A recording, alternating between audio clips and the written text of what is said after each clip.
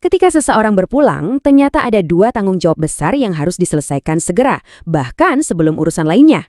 Yuk kita bedah bareng-bareng apa aja dua hal krusial ini. Nah, ini pertanyaan penting. Begitu seseorang wafat, apa sih kewajiban pertama kita, baik secara finansial maupun spiritual? Jawabannya mungkin nggak seperti yang kita bayangkan selama ini. Dalam ajaran Islam, sebelum harta warisan bisa dibagi-bagi, ada dua hal yang jadi prioritas paling utama. Pertama, lunasi semua utangnya. Kedua, laksanakan wasiatnya. Urutannya harus begini, nggak boleh terbalik. Oke, ini dia panduan kita. Kita bakal mulai dari kenapa utang itu sebegitu pentingnya, lalu kita akan dalami seluk-beluk wasiat, hukum-hukumnya, sampai akhirnya kita lihat gimana semua ini membentuk sebuah warisan yang mendatangkan kedamaian. Oke, kita masuk ke prioritas nomor 1, utang. Kenapa ya melunasi utang itu dianggap punya bobot spiritual yang begitu dalam? Coba deh kita renungkan kutipan ini. Ini menunjukkan betapa seriusnya urusan utang. Bukan cuma soal transaksi uang, tapi ini adalah sebuah beban spiritual yang dipercaya bisa menggadaikan atau menahan jiwa seseorang sampai semuanya lunas. Berat ya? Dan konsep ini diperkuat lagi di sini. Dikatakan bahwa orang yang meninggal dalam keadaan bebas dari tiga hal ini, kesombongan, pengkhianatan, dan yang terakhir utang, maka jalannya menuju surga akan dipermudah. Makanya langkah pertama dan paling penting bagi ahli waris adalah langsung menyatakan komitmen, oke, kami yang akan tanggung dan lunasi utang almarhum.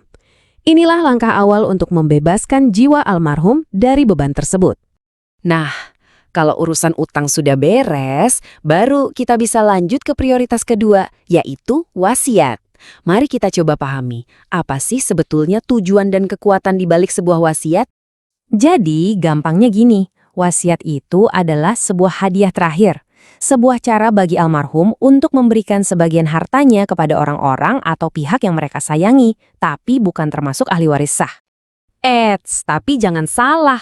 Nggak semua wasiat itu sama. Status hukumnya dalam Islam bisa berubah-ubah loh, tergantung banget sama situasinya. Lihat deh, hukumnya bisa jadi wajib, misalnya untuk melunasi utang keagamaan seperti fidyah atau nazar. Tapi bisa juga jadi haram kalau tujuannya untuk maksiat. Bahkan bisa jadi makruh atau tidak dianjurkan kalau hartanya sedikit sementara ahli warisnya banyak dan lebih butuh. Nah, yang menarik, batasan seberapa banyak harta yang boleh diwasiatkan itu ada ceritanya. Dasarnya dari sebuah kisah nyata yang melibatkan salah satu sahabat Nabi. Dan ini menjadi dasar hukum yang sangat penting.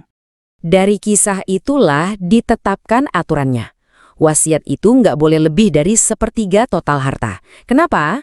Tujuannya mulia, yaitu untuk memastikan para ahli waris yang merupakan keluarga inti tetap aman dan terjamin secara finansial. Oke, sekarang pertanyaan praktisnya, gimana caranya kita memastikan sebuah wasiat itu sah secara hukum dan agama? Dan apa saja yang bisa bikin wasiat itu jadi batal?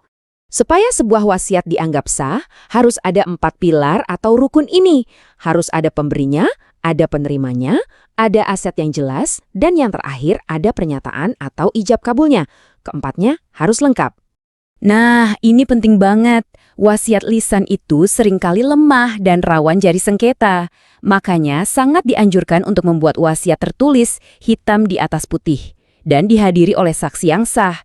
Ini biar kuat secara hukum dan nggak bikin keluarga berantem nantinya. Perlu diingat juga, wasiat yang tadinya sudah sah pun bisa jadi batal secara otomatis. Misalnya, kalau si pemberi wasiat kehilangan akal sehatnya secara permanen, atau kalau si penerima meninggal lebih dulu, ini beberapa kondisi yang bisa membatalkannya. Oke, kita sampai di bagian akhir. Pada intinya, mengikuti semua langkah ini tuh bukan cuma soal aturan dan prosedur loh. Ini tentang warisan yang kita tinggalkan di belakang. Jadi, dengan menyelesaikan urusan utang dan wasiat dengan benar, kita nggak cuma memberikan ketenangan untuk almarhum, tapi yang nggak kalah penting, kita menjaga keharmonisan dan kedamaian keluarga yang ditinggalkan. Dan semua ini membawa kita ke satu pertanyaan terakhir untuk direnungkan. Sebenarnya, warisan terbaik itu apa sih? Apakah soal jumlah harta yang kita berikan, atau soal kedamaian dan kejelasan yang kita tinggalkan untuk orang-orang yang kita cintai?